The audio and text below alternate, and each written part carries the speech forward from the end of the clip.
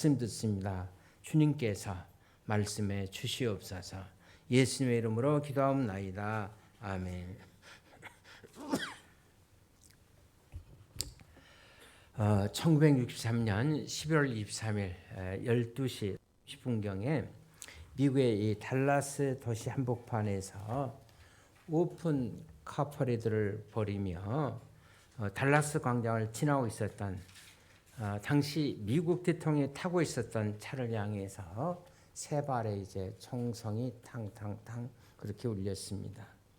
그리고 다음 순간 미국 역사상 가장 큰 인기와 존경을 받고 있었던 뉴프런티어의 상징이었던 존 F 케네디 대통령이 이제 차 안에서 쓰러졌습니다. 자, 이렇게 쓰러진 대통령의 호주머니 속에는 연설하기로 되어 있던 연설문의 몇 조각이 그의 주머니에 남아 있었다고 합니다. 마지막 문단은 범사에 때가 있다는 오늘 본문의 전도서의 말씀인 마지막 문단에 그 말씀이 기록이 되어 있었고, 지금은 미국이 세계 평화를 지키기 위한 파수꾼의 역할을 잘 감당하기 위해서 이것을 위해서 우리는 힘써야 된다는 그런 내용들이 기록되어 있었다고 합니다. 그리고 마지막으로 이런 말씀이 있었어요. 여호와께서 성을 지키지 아니하시면 파수꾼의 깨어 있음이 헛되도다. 시편 127편 1절의 말씀을 인용하는 것으로 맞춰지고 있었습니다. 물론 이 연설문은 발표되지 못한 연설이 되었고, 그의 한 나라의 그리고 세계 파수꾼의 사명도 그것으로 끝났습니다. 자, 이렇게 케네디가 세상을 떠나기 바로 몇 달 전, 케네디 대통령은 미국 초창 기도에 참여해서 빌리그람 목사님의 영혼을 준비하라는 메시지를 듣게 됩니다. 그리고 초창 기도 후에 빌리그람 목사님에게 잠시 백악관에 가서 설교에 관해서 좀 더 얘기를 들을 수 있겠느냐는 요청을 하게 됩니다. 그때 빌리그람 목사님은 감기를 조금 앓는 중이어서 대통령 각하, 제가 감기균점에서 균을 옮길 수가 있으니까 다음에 저를 불러주시면 제가 기꺼이 하겠습니다. 그렇게 이제 사양을 했고, 그런데 케네디가 쓰러진 11월 24일 그날 이 뉴스를 전한 빌리그람 목사님 순간적으로 몇 달 전 워싱턴에서 자기에게 백관에 가서 설교에 관해서 좀 말씀을 더 들을 수 없겠냐고 간청하던 그 대통령의 간절한 얼굴이 떠올랐다고 합니다. 그리고 빌리그람은 그날 감기를 구실로 케네디와 더불어 영혼권에 대한 대화를 충분히 나누지 못한 것을 일생일대 후회했다라는 그의 전기에서 기록을 남겼습니다. 자, 오늘 우리가 같이 함께 읽었던 전도서 이제 3장에 있는 말씀, 그리고 우리 11절 후반절에서 성경은 하나님이 모든 사람들에게 영혼을 사모하는 마음, 다시 말하면 천국을 사모하는 마음을 주셨느니라 그렇게 말합니다. 하나님이 여러분 하시는 일을 시종으로는 측량할 수 없게 하셨다. 마무리에 그렇게 얘기하죠. 그렇습니다. 여러분, 한 나라의 최고 지도자 대통령에게도, 그리고 길거리에서 방황하는 이웃들에게도 하나님은 꼭 같이 영혼을 사모하는 마음, 천국을 다 사모하는 마음을 주셨습니다. 자, 왜 하나님은 인간에게 이렇게 영혼을 사모하고 천국을 사모하는 마음을 주셨는가? 첫째로 시간이 모든 것을 채우지 못했기 때문입니다. 자, 오늘 본문 우리가 11절을 한번 같이 보실까요? 11절입니다. 시작. 하나님이 모든 것을 지으실 때 때를 따라 아름답게 하셨고 또 사람들에게는 영혼을 사모하는 마음을 주셨느니라. 그러나 하나님이 하시는 일의 시종을 사람으로 측량할 수 없게 하셨도다. 하나님이 모든 것을 지으시되 때를 따라 아름답게 하셨느니라 그렇게 말합니다. 자, 우리가 인생을 살면서 경험하는 모든 때에는 나름대로의 고유한 그 아름다움들이 있어요. 여러분 마치 1년의 사계절이 계절마다 고유한 아름다움을 간직하고 있지 않습니까? 봄이 되면 겨울잠을 깨고 다시 기계를 펴는 연하고 아름다운 푸른 새싹들이 돋아나고, 그것이 바로 여러분 봄의 아름다움이라면, 자, 여름은 우거져가는 푸른 실록으로 온 세상을 단장하고 우리를 우거진 녹음으로 초대하는 여러분 그 아름다움의 매력이 있지 않습니까? 낙엽이 우수수 떨어지고 쌓이는 가을의 거리에서 그런 낙엽들을 밟으면서 우리 인생들을 깊이 사색하면서 깊은 가을 아름다움을 느낄 수가 있고, 또 겨울은 온 천하의 대지를 덮어버리는 백설의 아름다움을 통해서 겨울의 아주 깊은 아름다운 정취를 느끼기 마련입니다. 저는 우리 인생에도 마찬가지로 봄, 여름, 가을, 겨울이 있다고 생각합니다. 자, 우리 인생의 봄, 우리의 어린 시절, 유년의 어린 시절, 자, 우리의 꿈 많은 소년과 여러분 소녀의 시절, 꿈으로 가득 찬 동화 속의 얘기를 읽으면서 꿈속에 공주가 되고 왕자가 되어 가는, 그러면서 커가면서 지나왔던 우리 아름다움을 선명하게 여러분들은 기억할 수가 있을 겁니다. 그런가 하면 이런 봄의 사춘기와 소년기를 보내고 인생의 여름이라 할 수 있는 청년기에 이제 열정과 갈등을 겪는 치열한 우리가 여름의 또 계절을 보내게 됩니다. 그런가 하면 물이 익어가는 인생의 가을이 오면 여러분 수학기에 우리는 꿈과 그리고 자아자를 함께 거두어들이면서 인생의 무엇인가를 수확할 수 있는 것을, 장년기가 우리의 인생의 그렇게 가을이라면 인생의 노년기는 이제 안식의 겨울잠을 준비하는 계절이라고 할 수가 있습니다. 내가 어떻게 준비하는 여하에 따라서 그 계절은 포근할 수도 있고 한없이 뼛속 깊이 추위에 애로움을 느끼는 애로움의 겨울의 계절일 수도 있습니다. 그리고 이 모든 계절은 여러분 나름대로의 아름다운 그 독특한 아름다움을 우리에게 선물해 줍니다. 그렇습니다. 자, 오늘 성경에서 보신 대로 하나님은 모든 것을 지으시되 때를 따라 다 아름답게 하셨느니라 그랬어요. 때를 따라 아름답게 하셨다. 자, 그럼에도 불구하고 우리는 이런 인생의 봄, 여름, 가을, 겨울을 지나면서 우리는 끊임없이 불만스러워하고 무엇인가 부족함에 허적거리는 인생들을 살아가고 있습니다. 이것은 젊은 사람에게도 부유한 사람들에게도 또 성공한 사람들에게도 마찬가지입니다. 어느 날 세계 최대의 당시 부자였던 록펠러에게 한 기자가 찾아와서 이렇게 질문했습니다. 당신은 지금까지 세계 최대의 부자인데 지금 이렇게 소유한 이것으로 부유함을 만족하고 계십니까? 그때 록펠러는 노라고 대답했습니다. 아니요라고 대답했어요. 이때 기자가 다시 묻습니다.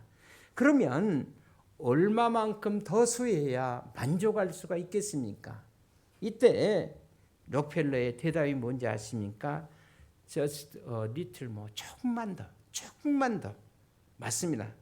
여러분, 인생은 결코 흘러가면서 여러분 돈과 지위가 생긴다고 해서 절대로 그것으로 만족할 수만은 없는 존재입니다. 그래서 유명한 기독교 철학자인 파스칼은 모든 인간 안에는 하나님이 아니면 채워질 수 없는 어떤 공백이 있다 그렇게 말했어요. 그리고 이 세상에 있는 어떤 것, 이 세상 시간이 줄 수 있는 그 무엇으로도 채워지지 않는 공백이 있다 그렇게 말했습니다. 그래서 우리 모두는 이제 내세 영혼에 대한 어떤 욕망을 갖고 세상을 살아가게 되는 것입니다. 그리고 우리가 가진 모든 욕망은 여러분 대상을 필요로 해요. 배고픔의 욕망은 먹을 것에 대한 전제를 가정하고 있고, 목마름은 마실 것에 대한 전제를 가정합니다. 여러분 이성의 욕구는 여러분 사랑할 수 있는 이성의 존재가 있기 때문이 아니겠습니까? 그렇다면 여러분 내세에 대한 동경은 저희 영혼에 대한 향수와 영원한 세상을 존재하고 있는 것이 아니겠습니까? 중국 그 서안, 시안이라고 그러죠. 서안에 가보면 그 유명한 진시황의 황릉, 그 혹시 백마용을 구경한지 모르겠어요. 진시황은 죽어서도 자기는 황제가 되고 싶은 욕망이 있었던 것 같아. 그래서 여러분 수천 개의 병마를 만들어서 제 책상에도 제가 하나 사가져온 거 있습니다만은 만들어서 병마가 자기를 호위하고 있는, 군사가 자기를 지키는 그 병마를 만들었어요. 죽어서도 내세에 가서도 자신의 권력과 목숨을 지키기 위한 그 치열한 내세 갈망의 흔적이 있습니다. 그거는 뭘 말해주는가? 여러분 이 세상만으로 끝날 수 없는 저 세상에 대한 어떤 통경이 있었기 때문이 아니겠습니까? 그래서 저 유명한 철학자 칸트는 전통적인 의미에서 그리스도인은 아니었지만 그는 말하기를 반드시 내세는 있어야 한다. 내세 당위성에 관해서 얘기했어요. 그렇습니다. 여러분 시간이 모든 것을 채워주지 못했기 때문입니다. 그래서 우리의 마음속에는 영혼을 향한 목마름을 갖고 영혼을 향한 천국을 바라보면서 그리하면서 살아가도록 되어 있는 거예요. 자, 왜 우리가 천국을 사모해야 되는가? 영혼을 사모해야 되는가? 두 번째, 시간은 모든 것을 우리에게 상실하게 하기 때문입니다. 자, 우리는 모든 인생을 살아가면서 이런 얘기를 많이 하고 또 혹시 많이 들었을 거예요. 시간이 해결해 주겠지. 시간이 약이야. 여러분 시간이 흘러가면 더 나은 삶, 더 나은 환경, 더 나은 인생의 조건을 우리는 기대하면서 살아갑니다. 그러나 실상은 매우 다를 수가 있어요. 여러분 시간이라는 것은 잔인하게 흘러가면서 우리에게 소중한 것들을 하나씩 가져가는 것들을 우리가 볼 수가 있어요. 그래서 젊음을 잃어버리고 기회를 잃어버립니다. 그리고 마침내 우리의 건강까지도 시간을 우리에게서 모든 것을 다 빼앗아 갑니다. 여러분 이거 바로 잔인한 시간에 여러분 진실할 수가 있어요. 자, 오늘 본문 전도서 3장에 보면 특별히 때라는 단어가 많이 등장해요. 제가 세어봤더니 28개가 등장합니다. 때라는 단어가 28개가 등장하는데 다 날 때가 있으면 죽을 때가 다 짝이 있어요. 짝이 있습니다. 그러니까 28개가 짝을 이루니까 14개로 줄어지겠죠. 14개는 긍정적이고 또 뒤에 짝을 이루는 또 14개는 부정적이에요. 자, 이건 무슨 얘기냐면 인생이란 보다 넓은 관점에서 보면 긍정할 것도 아니고 부정할 것도 아니며 인생은 낙관할 것도 아니고 비관할 것도 아니라는 교훈을 우리에게 주시고 있는 겁니다. 끊임없이 우리는 긍정과 부정, 낙관과 비관을 반복하면서 인생을 살아갑니다. 그러나 냉정하게 인생을 관찰하면 결국 인생은 여러분 죽음으로 끝나고 결국 가서 모든 것을 여러분 상실해 가는 것이 인생이 아니겠어요? 그래서 베드로서는 베드로서 1장 24절에서 이렇게 말합니다. 그러므로 육체는 풀과 같고 모든 영광은 풀의 꽃과 같으니 풀은 마르고 꽃은 떨어지되 그랬어요. 순간이라는 거예요. 그래서 유명한 철학자 키에코르는 인생을 죽음에 이르는 병, 다시 말해 죽음을 앓는 병이라 그렇게 말했습니다. 우리가 오늘 본문을 여러분들이 잘 살펴보시면 자, 우리 인생의 긍정적인 모든 것들이 부정에 의해서 다 상기된다고 증언하고 있어요. 자, 생명은 죽음이 상키우고 심은 것은 뽑히우고 치료받다가 결국 죽고 세운 것은 결국 흘리우고 웃다가 울고 춤추다가 주저앉아 울고 거둔 돌을 다시 던져야 하고 우리가 안았던 사람들을 버리고 떠나가야 하는 순간이 찾아온다. 우리가 찾고 다시 잃어버리고 우리가 지켜 있던 모든 것을 또 다시 포기해야 하고 또 꿰매었던 것을 다시 찢어지고 한참 즐겁게 말하다가 우리는 입을 다물고 침묵해 하고 사랑은 미움으로 하고 전쟁은 어떤 평화는 전쟁으로 깨지고 지금 자 전도서의 기자가 지금 계속 그렇게 얘기하고 있잖아요. 그것이 바로 뭐라는 거예요? 인생이라는 거예요. 그 옛날 가수입니다만은 그 최희준이 불렀던 하숙생. 옛날 분들 아마 그 노래 잘 알 거예요. 인생은 나그네 길 어디서 와서 어디로 가는가. 내가 노래를 잘 한번 부르고 싶은데 이거는 찬송가 646장이 나와도 괜찮은 것 같은 노래라고 생각합니다. 인생은 나그네 길 어디서 왔다가 어디로 가는가. 또 2절에 보면 그렇게 돼. 인생은 벌거숭이 빈손으로 왔다가 빈손으로 간다. 그렇게 노래하고 있어요. 여러분 그러나 이것이 여러분 인생의 전부라면 여러분 좀 우리 인생에 좀 쓸쓸하고 좀 허무하지 않겠어요?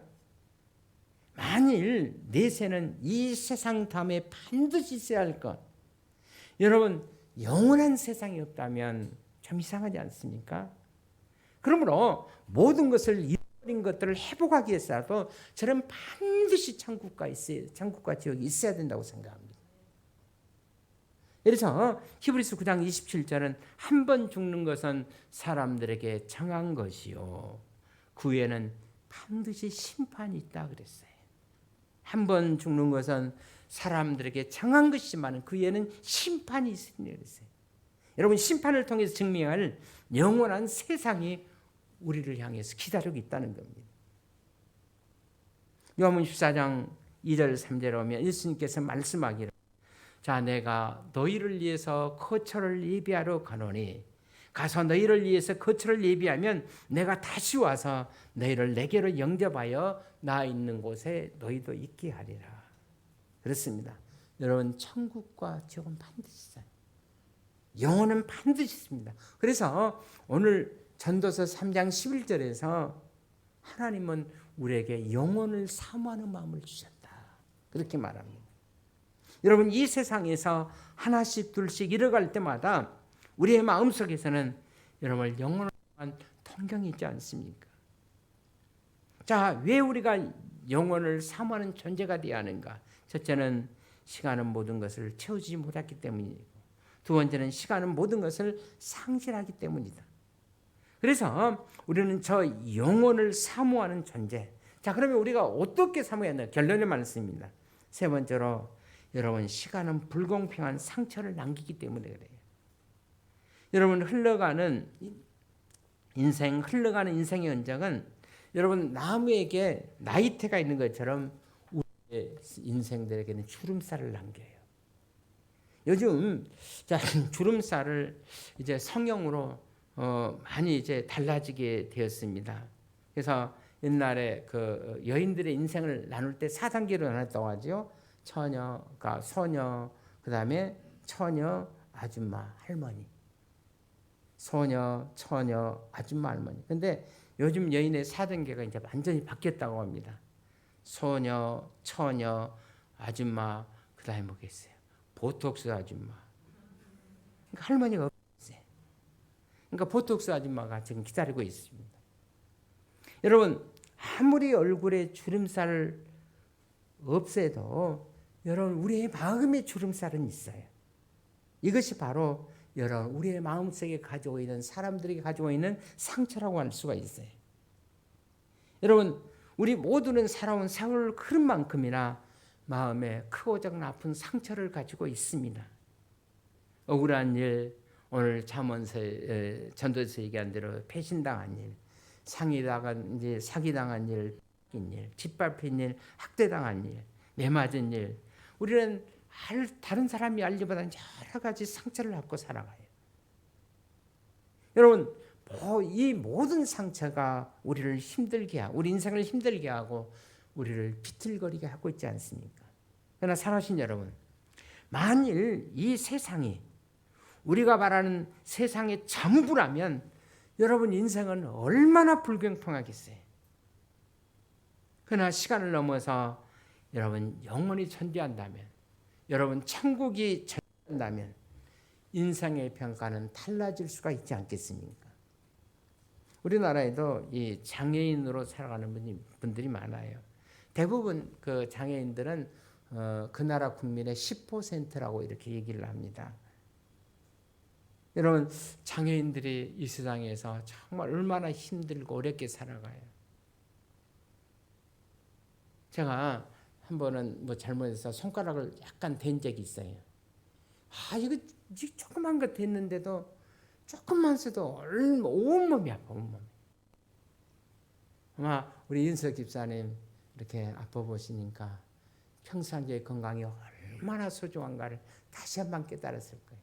여러분들이 빨리 회복될 수 있도록 기도해 주시기 바랍니다. 남이라도 하면 좀 하셔. 기도 많이 해주세요. 예. 여러분 평상시 건강이 어떤 분은 그 주차할 때도 보면 그 주차가 장애인 주차는 좀 넓고 휠체어가 있기 때문에 또 타야 되는 것도 하는데 꼭 얌치로 거기 하시는 분들 또 거기 주차하고 하는까지는 괜찮은데 꼭 쓰레기는 또 안 보이다 버리고 가고 그러면 안 돼. 여러분 참 장애인들 그 힘들게 살 우리 기독신문에도 보면 장애인 자매가 하나 있는데 정말 힘들더라고. 화장실 갈 때도 해가 엘리베이터 타고 다시 내려가야 되고 또 버스 탈 때도 또 차를 본인이 그 조그만 차 운전하고 오는데 할 때도 다시 장치를 해서 누르고 해서 내리고 또 턱이 있으면 또 턱 없는 대로 돌아서 또 올라오고 얼마나 불편한지 몰라요. 얼마나 힘들게 살고 있는지 모릅니다. 여러분 선진 사회를 지향한다는 것은 이런 약자들이 보호받고 사랑받는 여러분 통합 사회를 만들어가는 것을 의미한다고 할 수가 있습니다. 여러분 천국은 바로 이런 장애인들이 여러분 치유받고 위로받고 회복되는 세상이에요. 저는 이런 장애인들을 위해서 반드시 천국과 지옥은 있어야 된다고 믿습니다. 여러분 우리가 천국에 들어가면 제일 먼저 경험한 일이 뭐겠어요? 그것은 치유와 회복입니다. 천국은 약자들이 아니 이 세상에서 아프게 살았던 사람들이 치유되고 회복되는 세상. 그것이 바로 여러분 천국이에요. 너무 이 세상에서 억울한 일 당하고 힘들게 살았어도 걱정하지 마세요. 천국이 기다리고 있어요. 어쩌면 거지 나 살아갔던 그런 멸시받고 천대받는 삶을 살았어도 걱정하지 마세요. 여러분을 환영해 줄 천국이 기다리고 있어요. 우리가 천국에 도착하면 가장 먼저 경험할 것은 우리 계시록 21장 4절에 하면 새 하늘과 새 땅. 하나님이 잠깐 이제 말씀이 저기 나오고 있습니다. 천국의 커튼을 열어서 천국에서 되어지는 일들을 우리에게 잠깐 보여주시고 있습니다.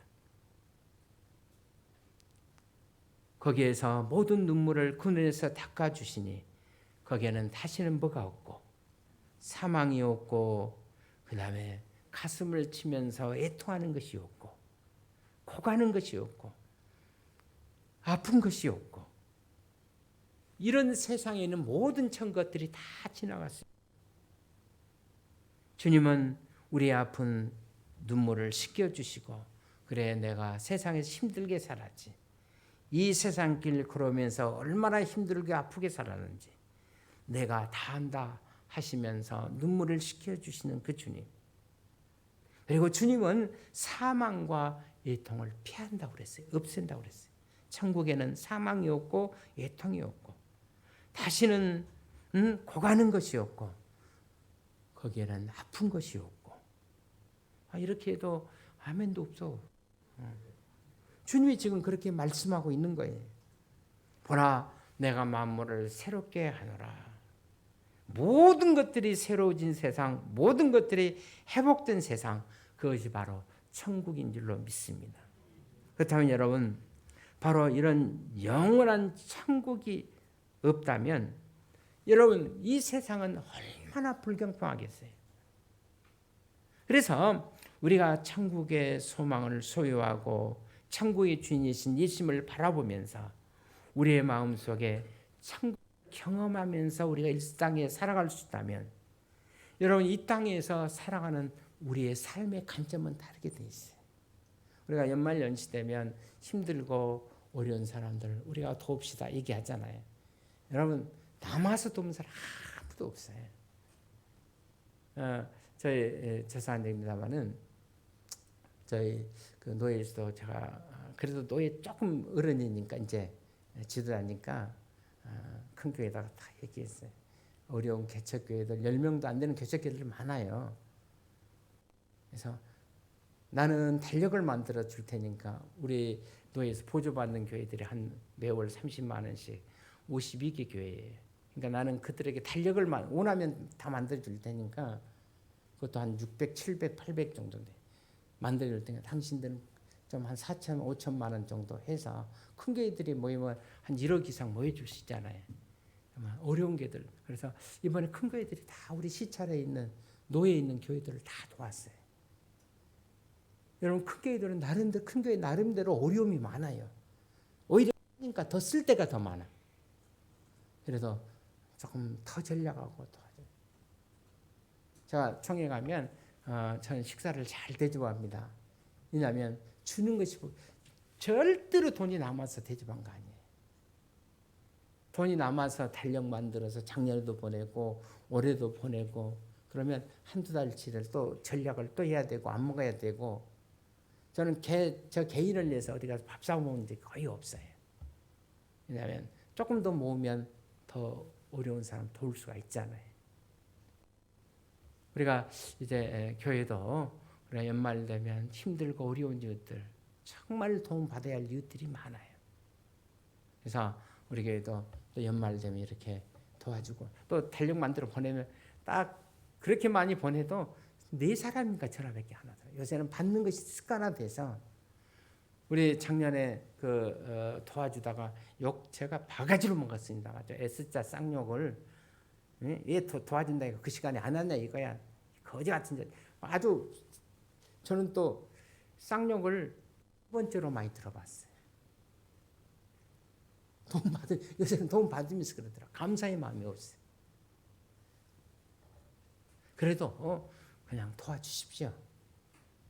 왜냐하면 하나님께서 그렇게 하라겠으니까. 아마 천국에서 하나님께서 다 우리에게 갚아주실 줄로 믿습니다.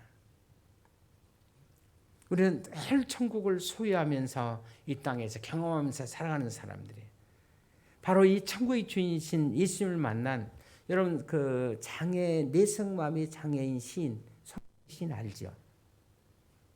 자, 그 자매님은 하나님을 가르쳐서 공평하신 하나님이라고 그렇게 노래합니다.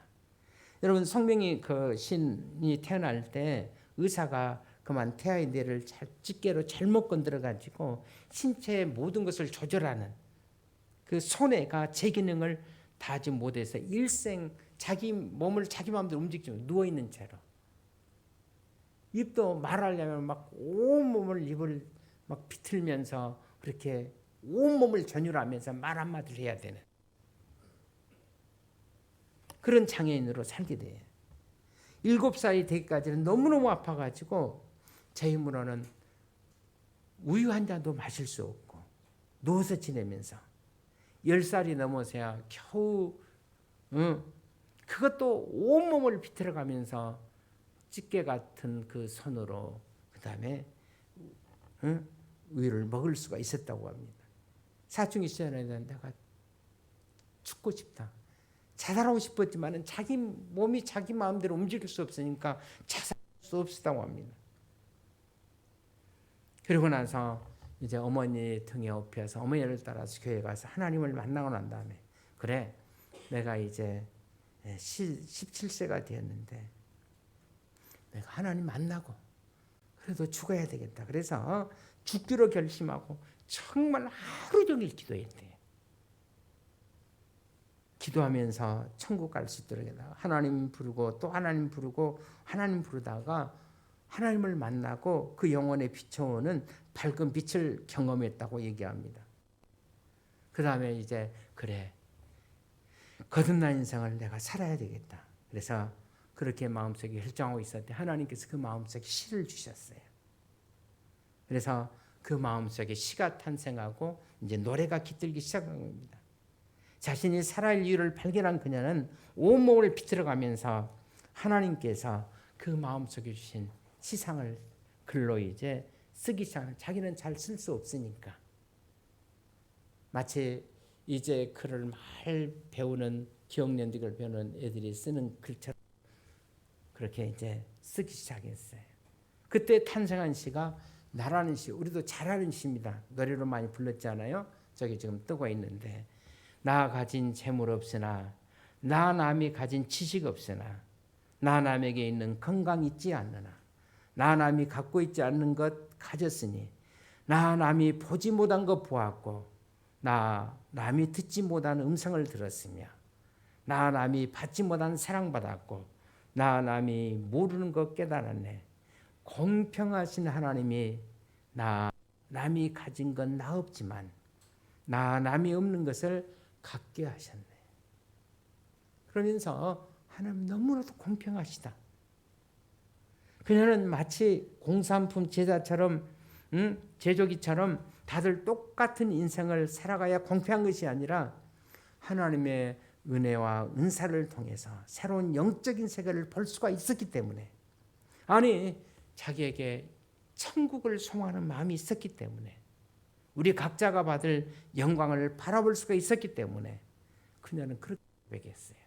하나님은 공평하시다. 그래서 이런 또 시를 남기게 있습니다. 웃는 게 다 기쁨이 아니며 우는 게 다 슬픔도 아니다. 하나님은 슬픔으로도 기쁨을 바꾸시며 하나님은 죽음을 생명으로도 바꾸신다. 여러분, 전도서 기사 오늘 본문에서 이와 동일한 약속을 우리에게 말씀해 주시고 있습니다. 우리의 슬픔이 변하여 춤이 되게 하시는 그분, 우리의 질병을 고치시는 바로 그분, 우리가 잃은 것을 다시 찾게 하시는 그분, 우리의 미움을 사랑으로 변케 하시는 바로 그분, 우리의 전쟁을 평화로 만드시는 그분, 우리의 아픈 모든 상처를 치유하시는 바로 그분, 바로 그분은 우리의 모든 것의 치유자 여호와라파, 치유의 하나님이시라고 그렇게 말합니다. 그렇다면 살아신 여러분, 그분이 저와 여러분의 상처를 온전히 치유하시며 인생의 꿈을 완전히 회복해 주시는 영원한 나라, 자, 그것이 바로 온전하신 치유가 완성되는 영원한 나라 어디겠어요? 천국입니다. 믿습니까? 그 나라, 여러분, 영원한 천국을 우리가 사모하지 않으십니까? 그 영원한 처소를 준비하시니까 하나님의 아들이신 예수 그리스도이십니다. 그러므로 우리가 그 영원으로 가는 길의 징검다리가 바로 예수님이세요. 그 예수님이 우리를 이렇게 초대하고 있습니다. 내가 곧 길이요 진리요 생명이니 나로 말미암지 않고는 아버지께로 올 자가 없느니라고. 내가 길이다. 내가 진리다. 그러므로 우리가 그리스도를 붙잡고 저 영혼에 대한 소망을 간직하고 영혼을 바라보면서 우리가 시간이 주는 수많은 상처에도 불구하고 우리가 일어서서 감사하면서 찬양하면서 걸어갈 수가 있다면, 여러분, 인생은 살만한 가치가 있고 시간 저 건너편 저 영혼을 위해서 우리가 찬양 감사하면서 살아가는 줄로 믿습니다. 우리 기도하겠습니다. 하나님 아버지, 귀한 시간 주심을 감사합니다.